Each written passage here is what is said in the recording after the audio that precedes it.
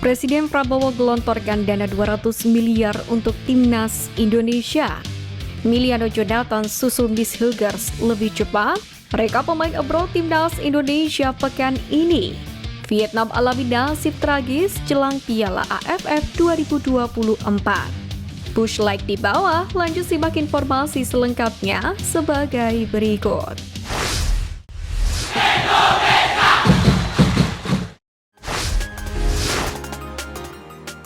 Reka pemain abroad Timnas Indonesia pekan ini.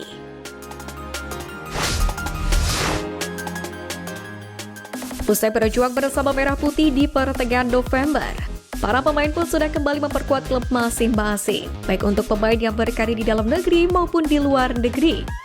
Terkini dua pemain Timnas Indonesia yang berkarir abroad pun kompak tampil penuh, yakni dalam laga-laga bersama klubnya masing-masing, selagi tiga lainnya hanya menjadi cadangan tanpa dilibatkan dalam permainan. Dua pemain yang bermain sebagai starter dan tampil penuh adalah Kevin Dix bersama FC Copenhagen dan Kelvin Verdong untuk NEC Nijmegen. Memang usai dikonfirmasi cedera usai melawan Jepang kemarin, kabar baiknya, pemain anyar keturunan Timnas Indonesia Kevin Dix ini telah pulih dari cederanya. Dix bahkan berhasil mencetak assist untuk gol yang dicetak oleh rekannya Robert yang membantu klubnya FC Copenhagen menang dengan skor 2-1. Sementara itu, Kelvin Verdong yang tampil Spartan bersama Timnas Indonesia juga dimainkan sebagai starter tanpa tergantikan untuk klubnya NEC Nijmegen. Namun sayang, klubnya harus menderita kekalahan dengan skor 1-2 dari FC Utrecht yang memainkan Ole Romani dari bangku cadangan sebagai pengganti. Sementara itu ada tiga pemain Timnas Indonesia lain yang memperkuat klub masing-masing pada Minggu 24 November malam, yaitu Nathan Chuon, Sandy Walsh, dan Eliano Reinders. Mereka masuk dalam daftar susunan pemain namun duduk di bangku cadangan. Ketiganya tidak dimainkan oleh klubnya masing-masing. Dalam hal ini, menit bermain yang kompetitif memang sangat berarti untuk para pemain. Selain untuk keberlangsungan karirnya sebagai seorang profesional, ini juga akan membantu mereka kalau memperkuat tim nasional saat panggilan datang.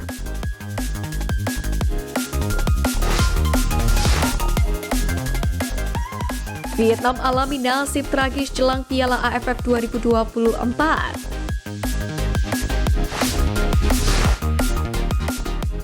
Dari awal, Vietnam menunjukkan sikap yang serius dalam menata Piala AFF 2024, dari mulai pemilihan pemainnya hingga tempat melangsungkan TC. Ya, seperti yang kita tahu, Timnas Vietnam telah memilih Korea Selatan sebagai tempat menjalani pemusatan latihan sebagai persiapan untuk tampil di Piala AFF 2024. Skuad The Golden Star Warriors besutan Kim Sang-sik ini telah terbang dari Vietnam menuju Korea sejak Sabtu kemarin. Namun, sebelum tiba di negeri ginseng, rupanya Vietnam diterpa kabar kurang mengenakan, yakni terkait agenda uji coba dengan klub Liga Korea. Hal ini berkaitan dengan calon lawan mereka. Diketahui Timnas Vietnam sendiri dijadwalkan akan menjalani uji coba melawan Jeonbuk Hyundai Motors pada 1 Desember.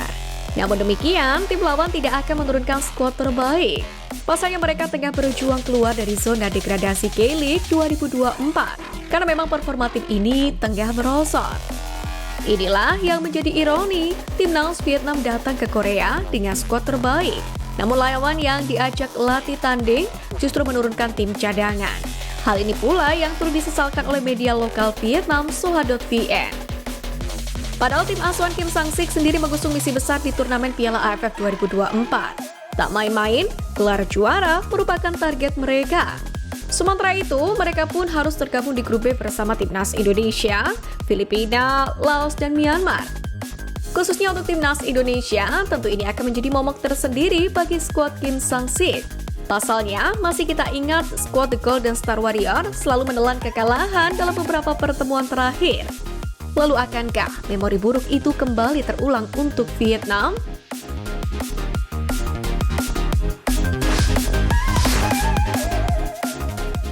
Timnas kebanjiran dana 200 miliar demi lolos Piala Dunia.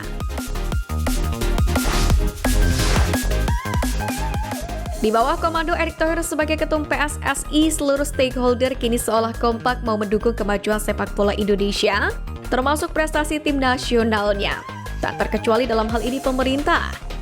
Terkini, Ketum PSSI Erick Thohir pun kembali membawa kabar bahagia.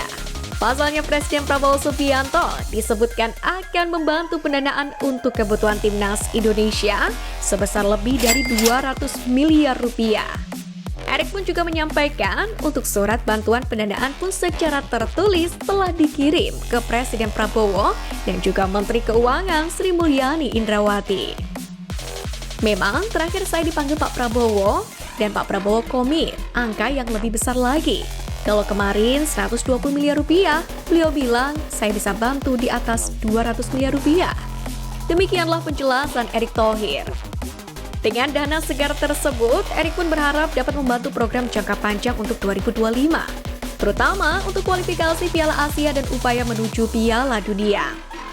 Meski begitu, Erick pun juga menegaskan bahwa saat ini timnas Indonesia tidak mungkin sepenuhnya hanya bergantung kepada anggaran pemerintah. Menurutnya, PSSI dalam hal ini harus mandiri secara finansial, yakni dengan menggandeng sponsor dan mendapatkan dukungan penuh dari masyarakat. Ia juga mengapresiasi kontribusi pihak swasta yang kini pun semakin banyak mendukung pengembangan sepak bola Indonesia.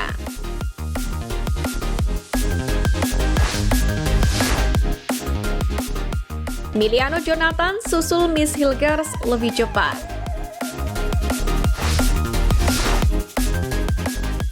Miss Hilgers telah menjadi salah satu punggawa timnas Indonesia setelah resmi menjadi WNI, meski memang ia baru melaksanakan 2 laga sejauh ini.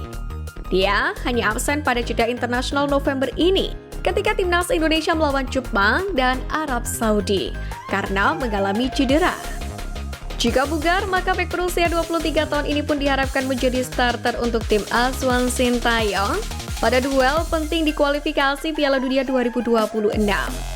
Hilgers sendiri diketahui sudah kembali bugar dan tampil bersama FC Twente ketika mengalahkan Fortuna Sittard dengan skor 2-1 pada hari Minggu 24 November dini hari. Hilgers sendiri saat ini merupakan satu-satunya pemain timnas Indonesia di skuad FC Twente. Namun, akan mungkin segera kehadiran pemain keturunan Indonesia lainnya dalam waktu dekat ini. Sebab penyerang keturunan Depok Miliano Jonathan diketahui sedang didekati oleh beberapa klub Eredivisie termasuk diantaranya FC Twente. Sang penyerang berusia 20 tahun Jonathan sendiri memang tampil apik untuk Vitesse Arnhem, yang mana berlaga di kasta kedua Liga Belanda, Keukenkampioen Divisie. Dari 13 kali bermain, Jonathan sendiri berhasil mencetak 8 gol dan 3 assist untuk Vitesse. Kegemilangan itu pun mendapatkan perhatian dari sejumlah klub top Eredivisie, terlebih karena kontraknya bersama Vitesse akan berakhir pada musim panas 2025 ini. Sementara itu, menurut sumber yang sama, pada hari Jumat, Direktur Interim Edwin Reinters pun telah mengkonfirmasi bahwa Vitesse tengah bernegosiasi dengan sejumlah klub untuk Jonathan. Dia pun juga mengkonfirmasi bahwa FC Twente merupakan salah satu klub yang tertarik pada penyerang keturunan Indonesia itu.